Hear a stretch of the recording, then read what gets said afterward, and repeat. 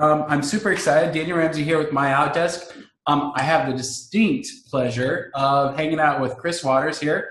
Um, I have a copy of your book and have gone Yeah. through it extensively. And I'm really excited because it's a rare treat for me to interview not only a published author, but somebody who's also a client and also somebody who's gone through the path of starting a real estate company, growing it to the point where it drops $1 million a year into the bank account.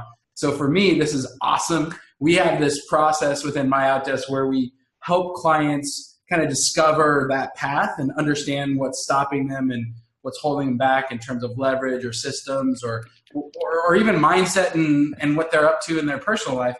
So we have a process to do that, and it's just awesome to be talking to somebody who's done it. And an example and bringing you on stage. And so, yeah, I'm really excited. So thanks for joining us, Chris.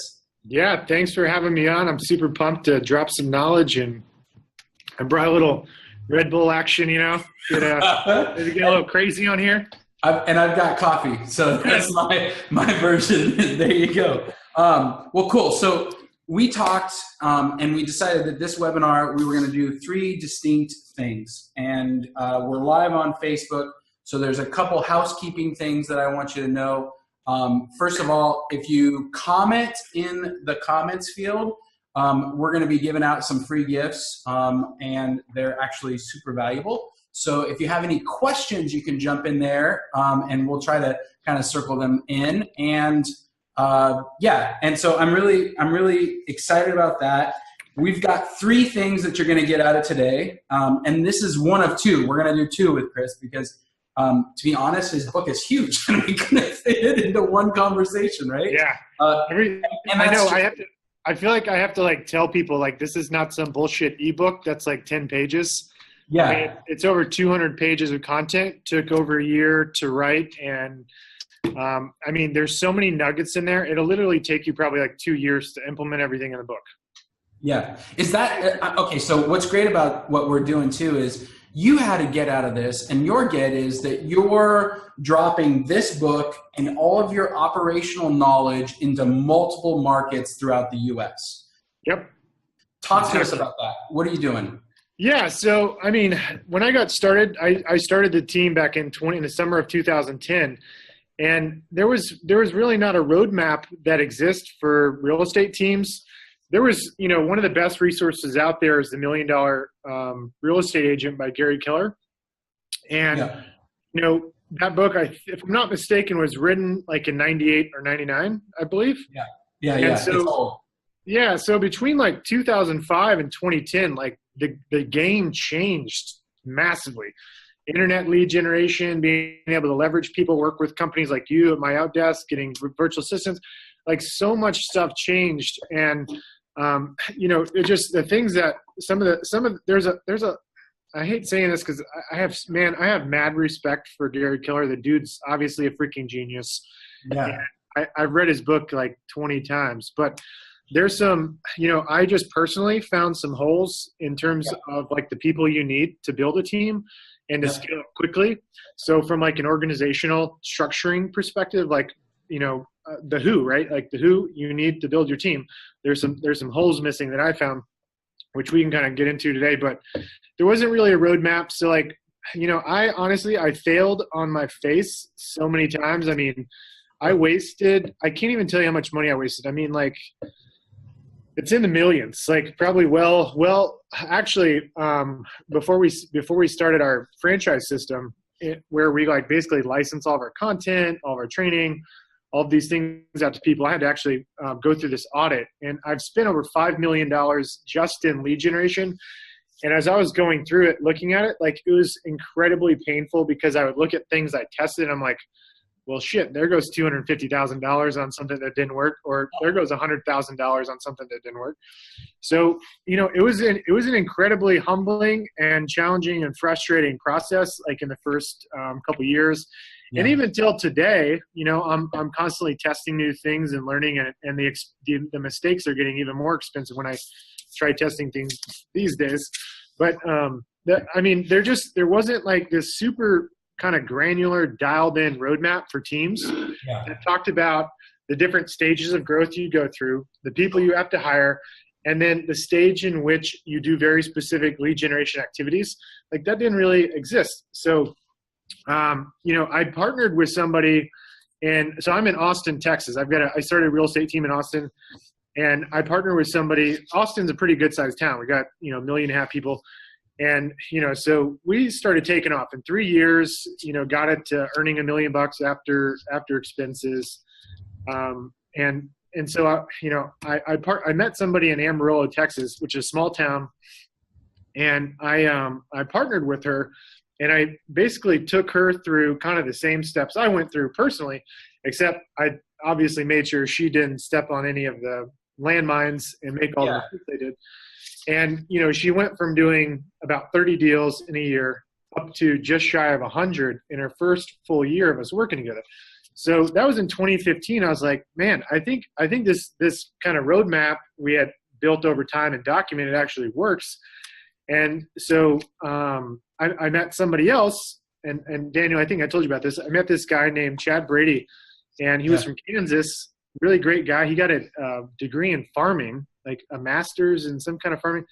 Never been in real estate. His family was farmers. He's from Kansas, and somehow he got to Texas. I don't even know how. But anyways, him and his wife came down to the hill country in Central Texas, thought it was amazing, and they decided to move down here. Chad had never sold a home in San Antonio, Texas in his life. He didn't even know the roads. He didn't know the market. And so I partnered with him in the same kind of capacity. And at the end of his first 12 months with me, he had $100,000 gross commission month, and that was selling $200,000 houses. So we're not talking about he sold like a $3 million house. So when I started having some success with these expansion partners, I was like, damn, I think we're on to something. We need to get this out to the world, because there's a lot of great coaching programs out there, and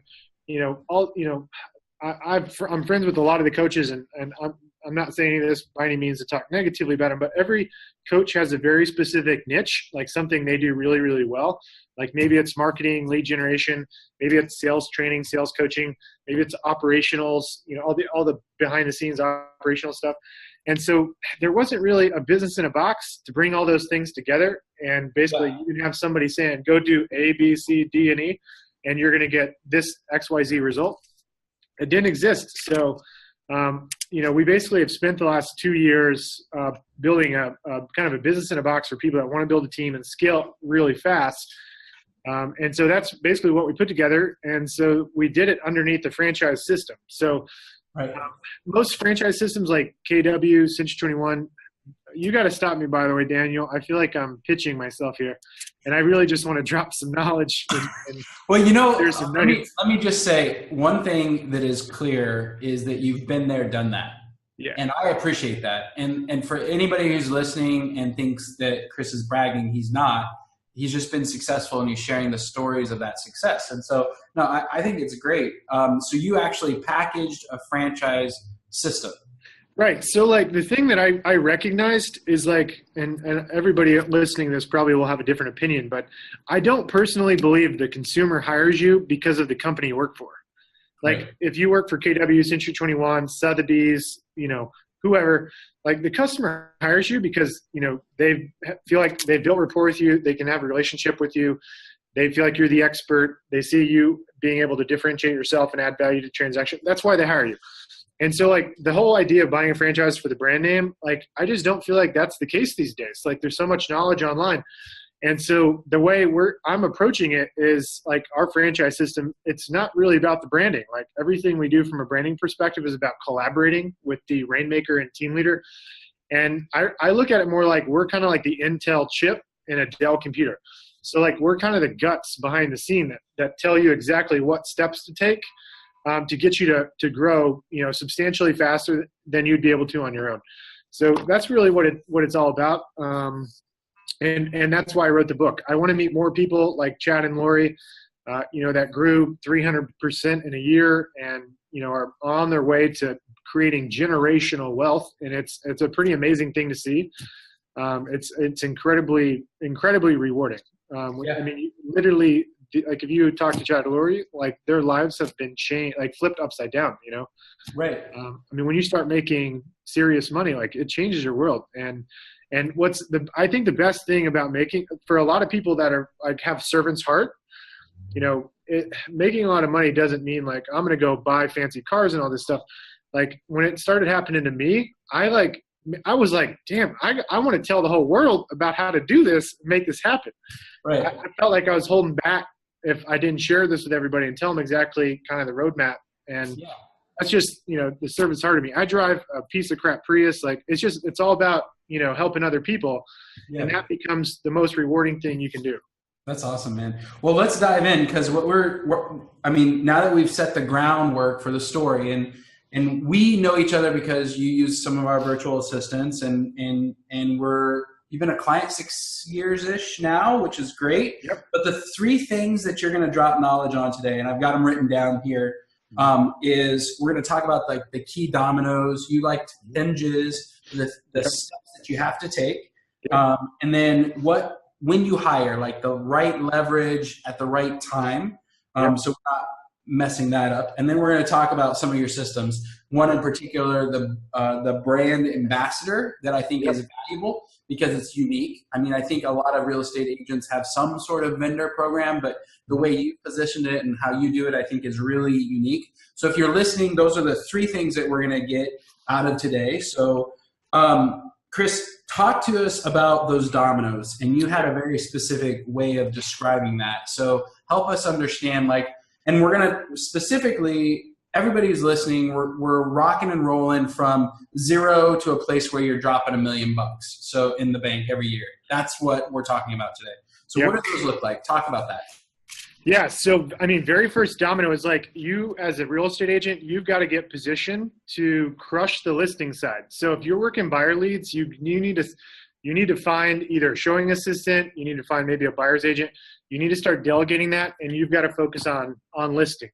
So just like the $1 million real estate agent, listings, leads, leverage, right? So if you're a single agent, you're doing 25, 35, 40 deals. If you're going to get up to doing 60, 70 deals, you've got to pivot and you've got to focus on the listing side exclusively. So that means crushing expireds, withdrawals, for sale by owners, going after distressed seller sources. There's lots of ways to get seller leads.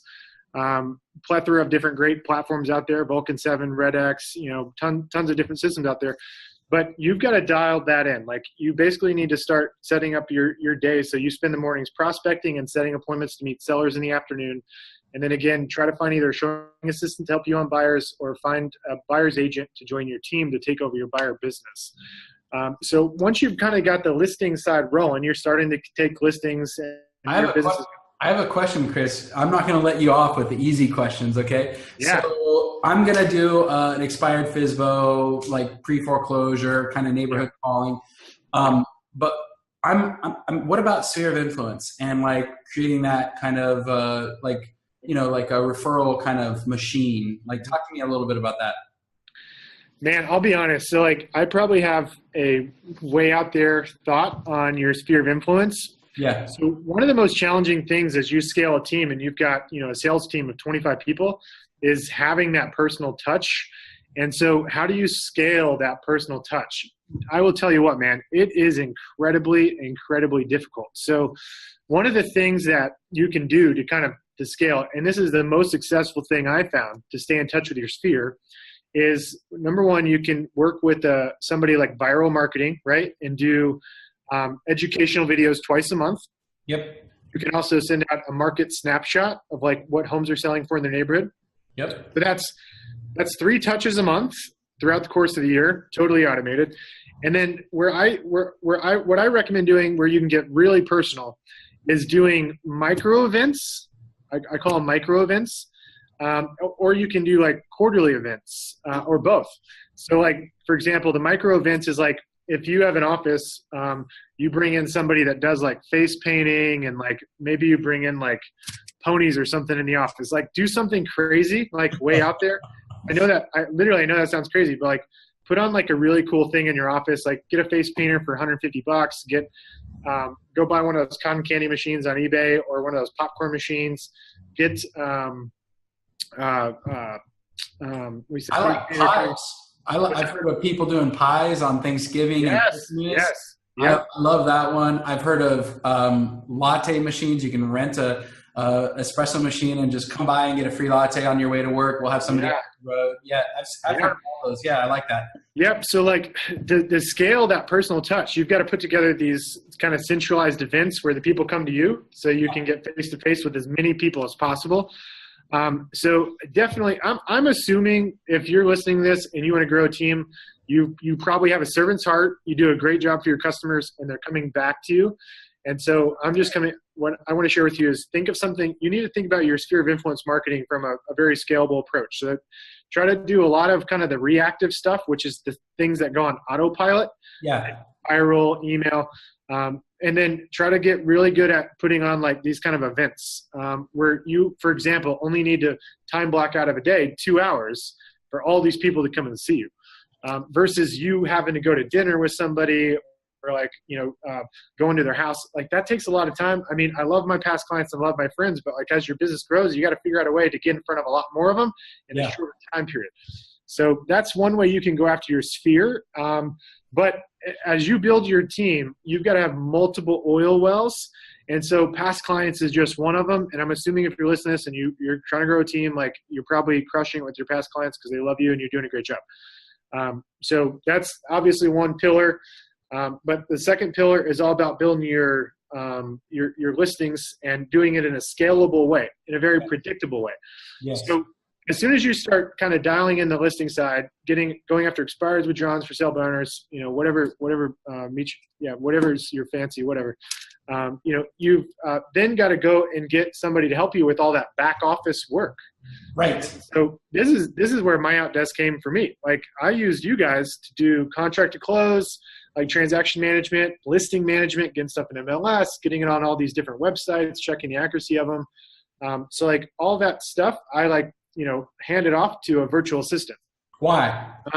Why? Talk to us about the why. What's the mindset? Yeah. So here's I don't say this to discount administrative or operational roles, but your highest income producing activity is as a salesperson face to face with somebody getting a contract signed. So the more time you can spend doing that, the less time you're going to be working on administrative tasks where you can go hire somebody for, $8, $9, $10, $11 an hour. If you're a great salesperson, you could be making hundreds of dollars an hour. And then when you grow a successful team, you're making thousands of dollars per hour. So it's all about leveraging yourself as much as possible. And so in the beginning, one way to leverage yourself really quickly is to work with someone like you guys to take on listing management and contract to close.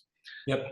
So that's really your first key hire as you start getting better and better at listing lead generation and converting listing leads. Your first key hire is a virtual assistant that's going to help you take on a lot of these back office tasks so that you as a salesperson are in front of clients or on the phone setting appointments. Yeah, I love what you said earlier, which is, think of even your sphere and how you're going to build your listing business in the most leverageable way, because really your first hire is probably a CRM because you need a place to put all the information, right? Absolutely. Yep. You mentioned market snapshot, so I guess that's top producer. I mean, we're in that stage. Yeah. I mean, when you're starting building a team, like don't overcomplicate it. So in the book, I talk about how there's these 3 stages of growth. Yep. And this is a mistake I made with Lori and Amarillo is I gave her my customized Salesforce application. So, I mean, I've got over $500,000 in this Salesforce application, and it's super complicated, but it's incredibly powerful. The downside is when you're a single agent with an assistant and you've got a buyer's agent, you don't have time to train people because there's a time to learn and figure out how this thing works because it's so freaking powerful. Right. So the simpler you can make it in the beginning, the better. In the book, I talk about how as you go from kind of the early climb to what we call the awkward teenager, that's when you can improve your systems, but don't do it until you've got more people under your organization that you can leverage to take on the responsibility of learning those systems and implementing them. So top producer, super inexpensive. It's very easy to learn. You guys have got probably the foremost experts on top producer at MyOutDesk for listing management and contract to close. So That's actually what we talked about in the book, is using you guys, top producer. And then another tool we talk about to leverage listings is ProQuest. ProQuest is a call capture system. Yeah. And so super cheap. It's like $200 a month, and it'll help you increase your listing leads significantly, like 300, 400, 500% compared to just having like your traditional phone number on there. Little bit of a strategy on how to increase those results. Like, for example, putting the 1-800 number on the brochure, advertising in Craigslist with the 1-800 number, and then also putting a sign writer that's attached to the sign writer box. Yes. All these little details, man, it's the ingredients to bake a really good cake, right? Like, it's all these little tiny tweaks that make a huge difference. Yeah, I love it. Okay, so good. In the beginning, simple, easy, leverageable systems. You hire a virtual assistant to help do all the administrative stuff, including, the marketing and listing and transaction coordination. You just hire that away. Do you guys use any kind of a listing marketing system? Like in the beginning, do you like listings to leads or Brivity or any of those? Like, what do you suggest? So just for like lead management? For like marketing your listings out into the world, yeah. Okay, so we have, dude, it's crazy. So we had a checklist, like this. Yeah, just checklists, and I literally copied and pasted it, and I gave it to my virtual assistant at MyOutDesk. Yeah. He has this cool looking Excel spreadsheet, and he has like green light, red light, and what's been done, what hasn't been done. Yeah. And he just goes in there and is like manually making sure that everything's updated correctly.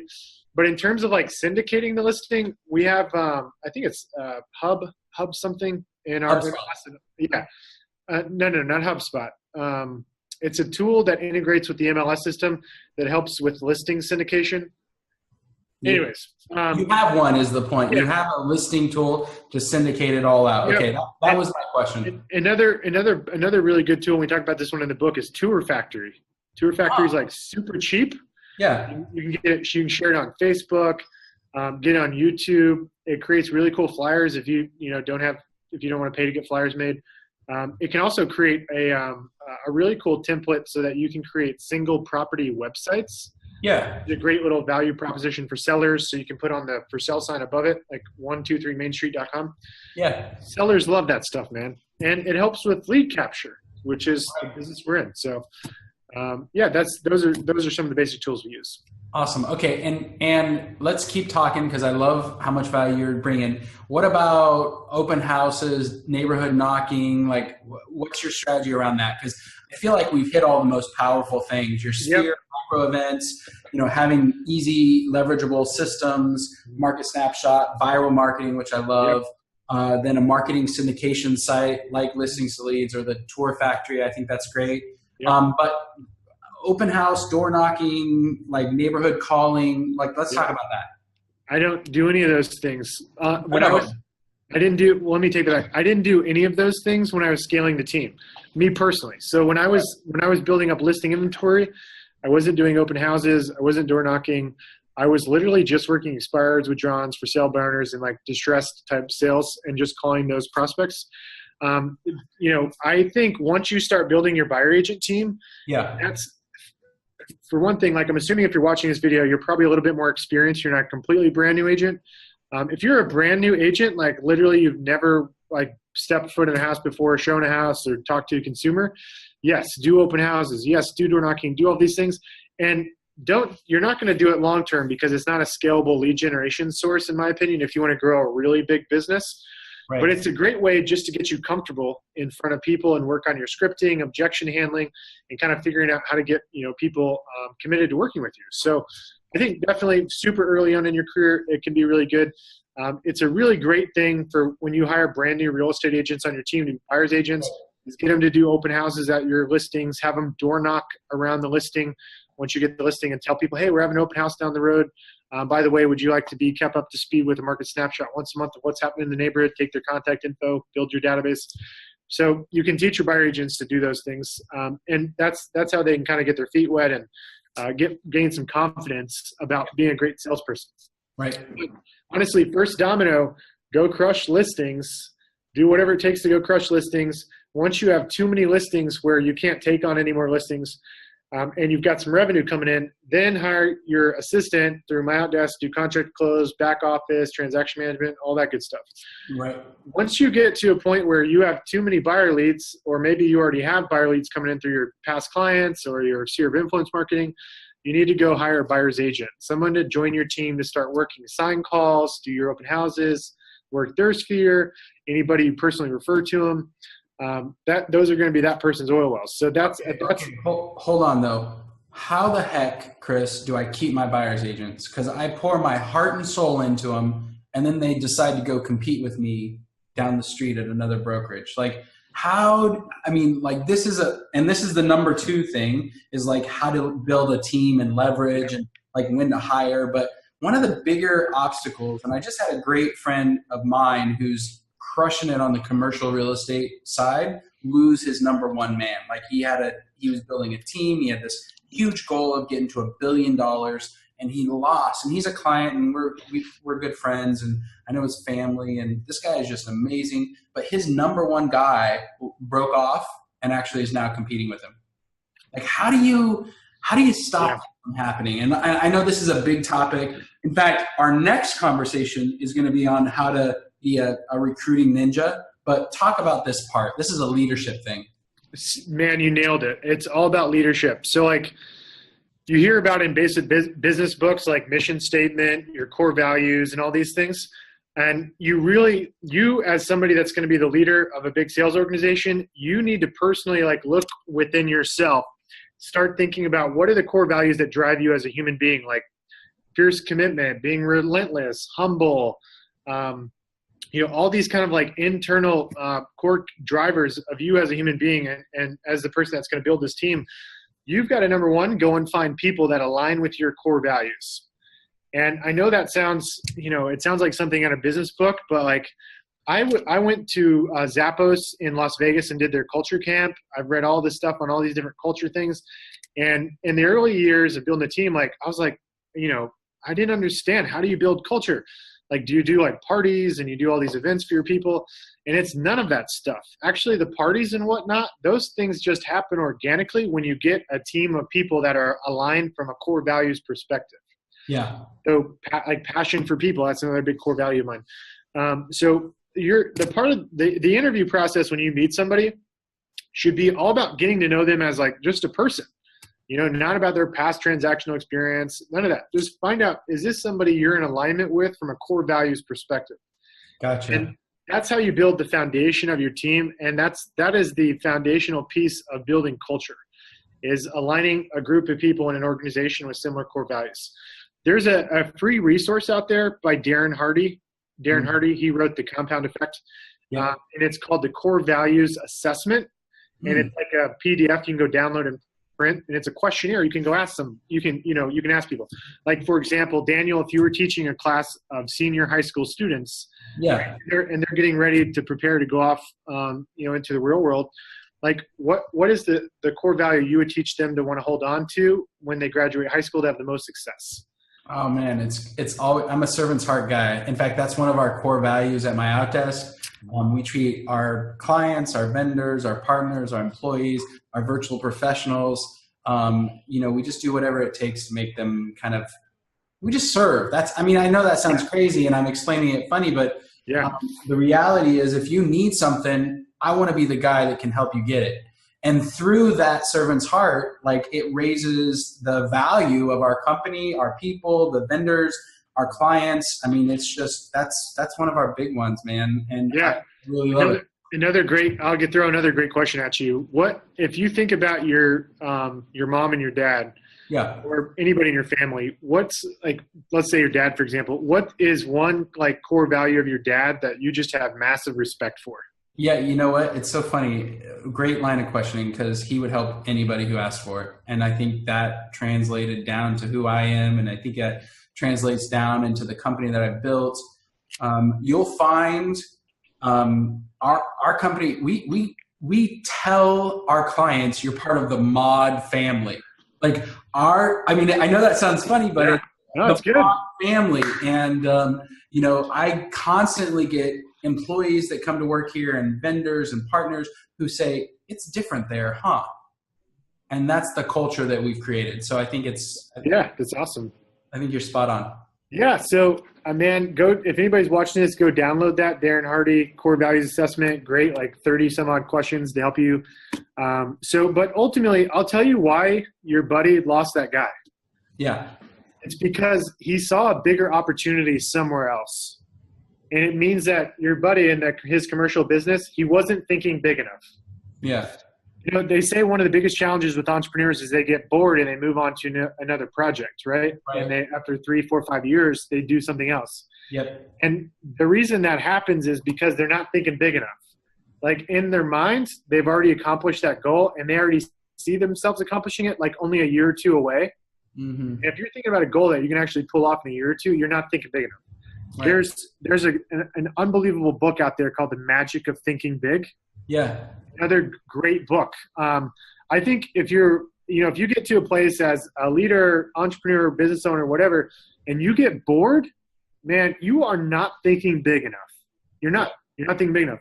So like, I guarantee you, if your buddy had a bigger vision for his company and he could have taken that guy that was his top producer and put him in a leadership role or shifted him somewhere else where the opportunity was much, much bigger, he would have stuck around.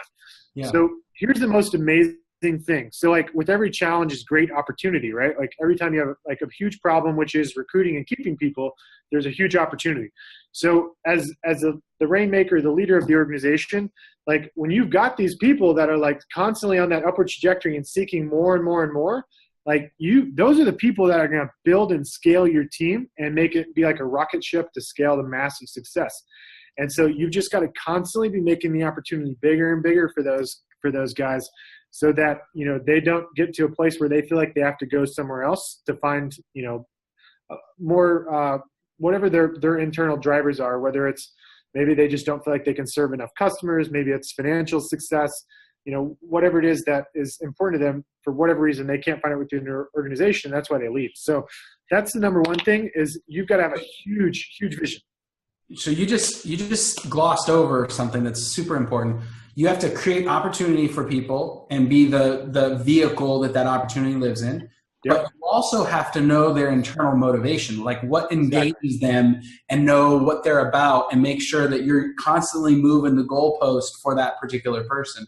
Exactly. So, okay, good. We're on the same wavelength. Another thing that I love to do is hire 2 at a time. And I don't know if you do this or have ever done this, but I like to hire always in 2s, like 2 people, 4 people, 6 people. Yep. So, you know, if you hire one person, the performance is like, I don't know. But if you hire 2 people and then you give them the same opportunity, they're either both going to push each other up and you're going to have an awesome sales team, yep, or one person's going to way outperform the other and you're just going to know. Like, yep, exactly. Have you done that? Or? Yeah, I agree 100%. So like, I think when you're hiring salespeople for your team, you know, you're giving them a huge value proposition, bringing them on. Like, you're an experienced agent, you've got success. You're going to be giving them maybe some of your past clients to work with. You're going to be giving them sign calls. They can go do open houses. They're going to get all this mentorship and training. Like, that's a pretty amazing opportunity. You know, a lot of people have to go pay coaches thousands and thousands of dollars to go get that kind of training. So it's a huge opportunity. Okay, wait. There's the next thing that you just said. You actually, as the leader, once you've created opportunity that's larger than yourself, you can't just be like, I want to be rich, so come help me be rich. You got to create some higher opportunity. Once you understand what their motivation is, you actually have to coach them on a regular basis. Like, what does that look like from a Yeah, so I mean, it's going to be really tough in the beginning when you're doing listings, right? Because you're spread really thin. So, you know, what's cool about that is, you know, some of the best salespeople, they require the least amount of work. Right. Typically they're very resourceful. That's actually a core value for us, is to be resourceful.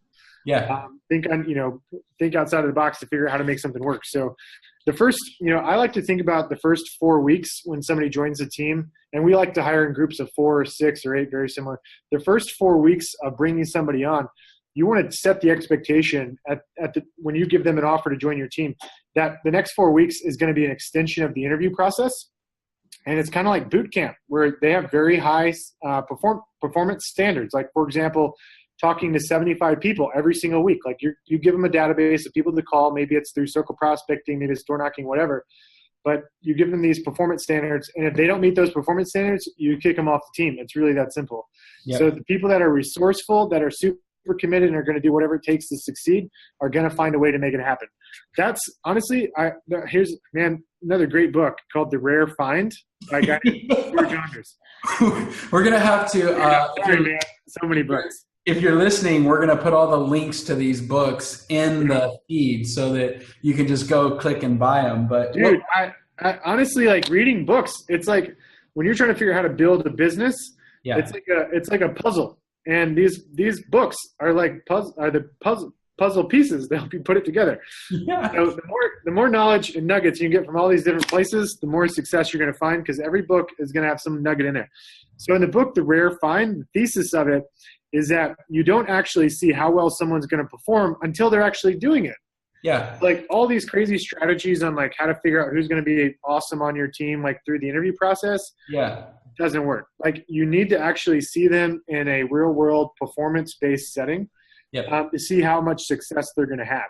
So that's why, like, when I meet someone for the first time, it's all about getting to know them and just as a person, their core values, what drives them. You know, I might dig into like what's kind of their big rock goals and things like that. But I also think like, hey, if I was a buyer or seller, how would I feel about this person I'm sitting in front of? Because they're going to give that same impression to your past clients when you refer them or any leads you send to them. So just come from a very simplistic approach when you're interviewing people and think about it like that, and make sure you're hiring people that are only full-time. Like this is all they're doing. But ultimately, like the book, The Rare Find, like it talks about how like human desire is so powerful. And there's all these like disc profiles and all these different things. And there's a lot of merit to disc profiles and all that stuff. But literally like human desire is far greater than what any disc profile will tell you. Like you could be a crazy introvert, super analytical, and go crush it in sales because you have so much desire to want to go crush it, right? So you don't actually see somebody, you can't measure someone's desire until you see them in action. So create that 30-day kind of ramp-up program. That's actually what I call it, is a 30-day ramp-up program. And it's kind of a agenda they have day by day of what they need to be accomplishing. And if they don't hit those performance standards, the biggest one of them all is getting 75 contacts per week for the first 4 weeks. If they don't hit that, they're off the team. It's really as simple as that. So it's kind of like Navy SEAL training, right? Like, you know, some people literally like, so if I bring on 4 people, like one person will ring the bell and say, hey, I didn't sign up for this. I don't want to call people and be building a pipeline of, you know, leads and nurturing a pipeline. Some people will come in and crush it. Some people will come in and you find out once you spend more time with them, they're not a good core values fit. Like they're just, you know, they're not coachable. They question everything you say. They lack humility. Maybe they always reference something in the past that they did, but they've never found success since then. We'll talk about this on the next one when we talk about recruiting a sales team, but like there's something called the life story where you ask somebody to tell you about from when they graduated high school till today. Yeah. And you say, tell me the highs and lows of each year. What did you earn and what did you learn? And you want to see upward trajectory in their life. If you had somebody that just had like some, you know, catastrophic thing happen in their life, maybe divorce or like, you know, all kinds of financial things, and they're kind of on that downward slope. Yeah. Like you're not a psychologist. As a real estate team leader, like you don't have time to help this person. If you want to grow your business, you need to find people on the upward trajectory. Yeah. So that's super important in finding the people, and then also, you know, making sure you have the right people on the bus and putting a big opportunity in front of them. I love it. Okay, I have a question. Would you share your first, 4 weeks with a salesperson? Is that something if they're listening and they want it, they could comment and then you'd put a link to it or something? I'll tell you what. So like I'll throw this out there. Okay, I love it. So for anybody that buys the book today, I mean, it's super cheap, $20. I'll send you an invite I have a private mastermind group with my expansion partners. I'll send you a private invite for 1 year to be in that group. And I will upload our 30-day agent ramp-up program in that Facebook group. By the way, this thing is like this thick. I know. I got it right here. No, not the book. Not the book. Our ramp-up training program. It's thicker than the book. Yeah. Well, yeah. Wow. It's not as many pages, but it's pretty thick. I love it. I love it. Okay, so now we're going to talk about because we did the dominoes. We got kind of the baseline to get to a scalable spot. Then we talked about leverage, like how to choose and what you have to do. The last thing that we're going to talk about is your brand ambassador, which I thought was brilliant. You shared that with me. I've read about it in your book. It's really a phenomenal thing because, and let me give you some mindset, most agents who build teams don't make money, right? I mean, there's guys selling 500 homes a year that are lucky to make 100 or 200,000 a year. Yeah, but they have a lot of cash flow, and they have a lot of employees, and they get the awards on stage. Look at But your numbers look good. Their home sales numbers look good. Yeah, I love it. So talk about the brand ambassador. Okay, so like basically what I started doing was, so in 2010, dude, I was so broke, man. Like I was sleeping. Like I wish this wasn't true, but it was. I had to move into like my girlfriend now. She's my wife. Like we had only known each other. Yeah, we only moved. This is a PG Facebook hangout. Okay. Yeah, I know. So I literally was sleeping on this red IKEA couch in 2010 because I had started a business in 2009. I lost every penny to my name, and I couldn't move back into my parents. I was too prideful, and so, anyways, I'm literally sleeping on this red IKEA couch with my girlfriend at the time. And I didn't have the money to go scale buyer lead generation or pay for any of these systems to get, sell any type of seller leads. So I basically started building a network of local business owners. And I looked at it as if I was the brand ambassador for them. Because when you're an agent, right, you're out there connecting people, helping them find a home, which I think NAR did a study that says when a house sells, it generates, I think it's like $83,000 in revenue for the economy every time a home sells. Because people buy furniture. For some weird reason, they always buy cars after they buy a house. There's all these things that happen, right? So maybe they hire a landscaper, they get landscaping done, they upgrade their countertops, whatever. Yeah. So I basically just started assembling a network of local business owners. And I was, in a sense, a brand ambassador for them, telling all of the clients I was working with, go use these guys. And I actually, I built out a, kind of a reference guide that I gave to all my clients. And then I also did things, for example, where on the back of my for sale flyers, I would have some of my vendors on there, like mortgage company, title, home insurance, and they'd have some insightful information like loan rates and like, I had guys putting, for example, on our brochures and stuff like here's another really good one. We had at the closing table, we would give people what we call our raving fan program. Yeah. And it had all these like amazing perks. So like if they called my yard guy, they would get like a month of free lawn service. Or if they called my countertop guy, they would get $500 off as part of our raving fan program. So I would get those vendors to chip in money every month to be part of my raving fan program.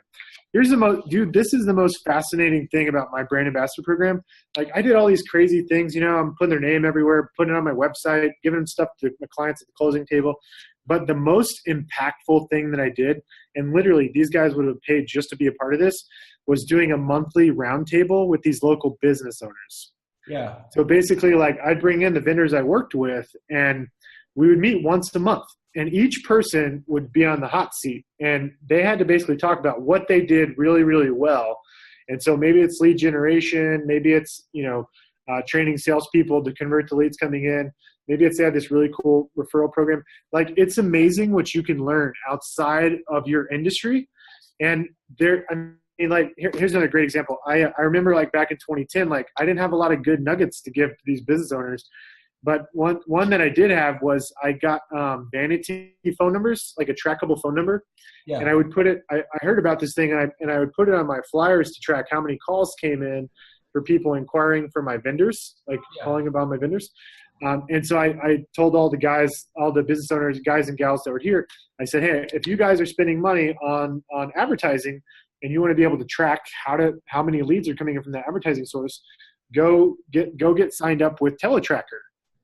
There's another one called CallRail, and there's vanity phone numbers that forwards to like your primary phone, and then you get a daily or weekly or monthly report of how many calls came in. Like literally, that was like the biggest gold nugget.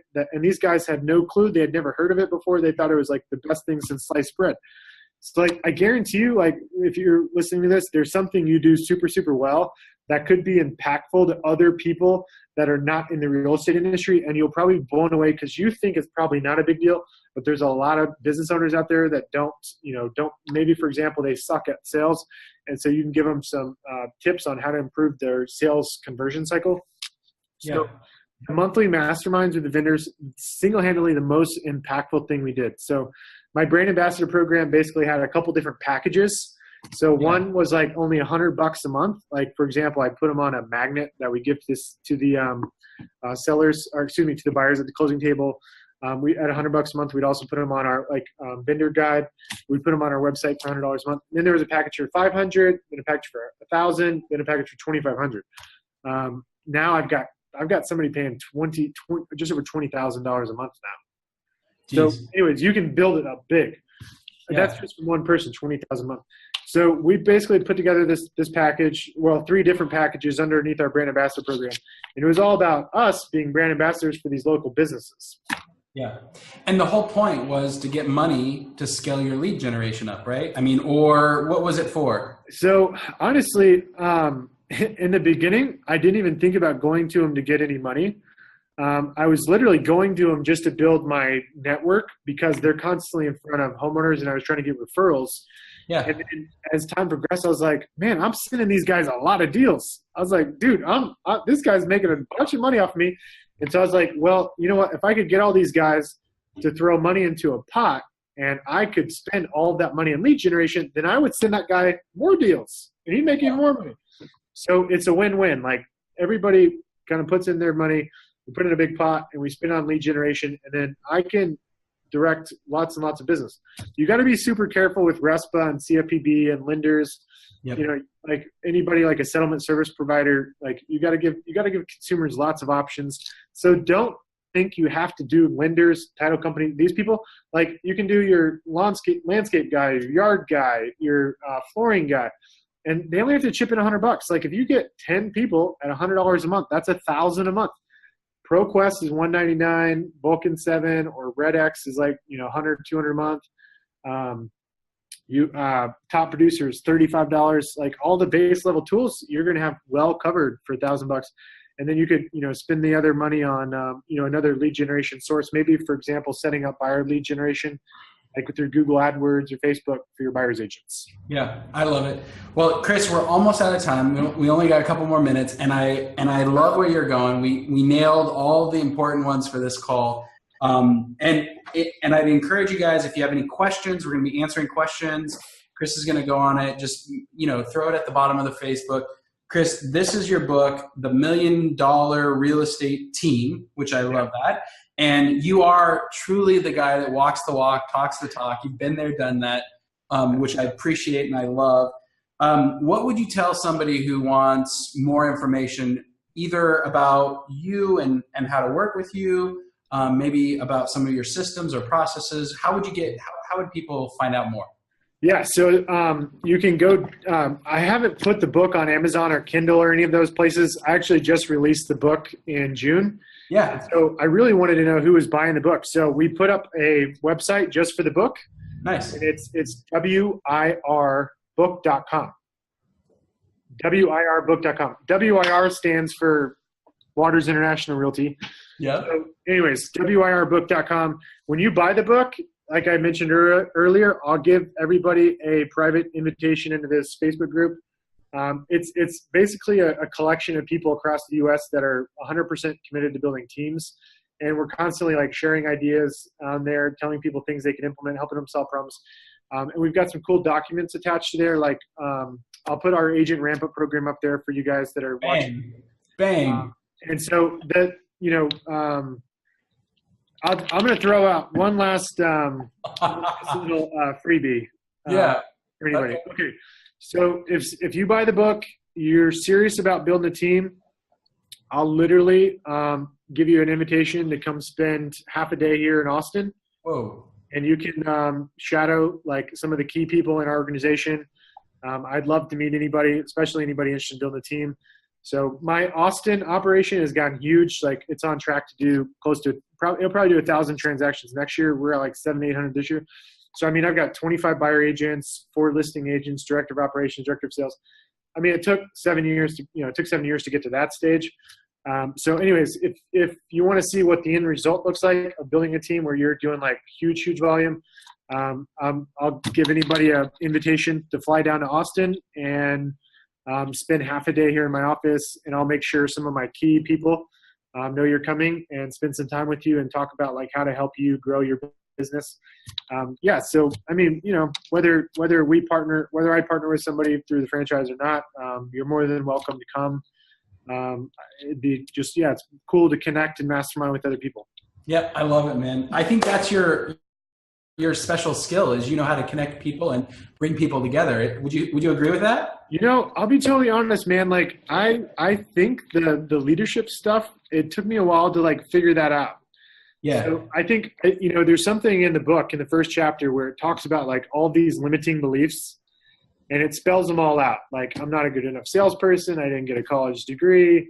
Like, there's all these things, right? And so like what a lot of people wouldn't know about me if you're watching this is like, I kind of sucked at leadership. I actually hired a leadership coach because like I couldn't it was so hard for me to grasp like core values, culture, just like training, coaching people. I wanted to always come from a place of helping people, coach and train them, but I didn't know the process, like the best way in which to do it to help people get the most success.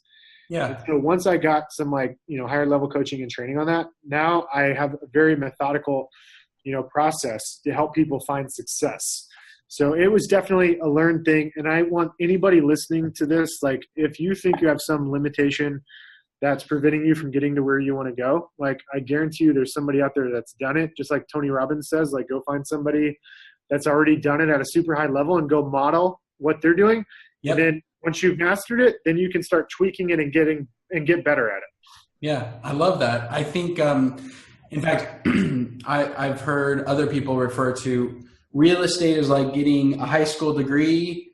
Leverage is like going and getting a college degree. And then leadership is like, going and getting a doctorate. And each one of those things it's a challenge. So regardless of where you're at, MyOutDesk wants to help. Register, put your name in the information below, and we'll get you a free consultation to help you with that thing. Chris's book, go check it out, wirbook.com. And Chris, thanks so much for your time, man. Thanks for having me on, man. I appreciate all you guys have done. I mean, like yesterday, I think we were chatting, and I like can't believe we've been using you guys for 6 years now. All the best teams do, man. Yeah. I'm not surprised. Yeah, that's awesome. All right, brother. Have a great day, and thanks everybody who was watching. Yeah, thanks for having me on.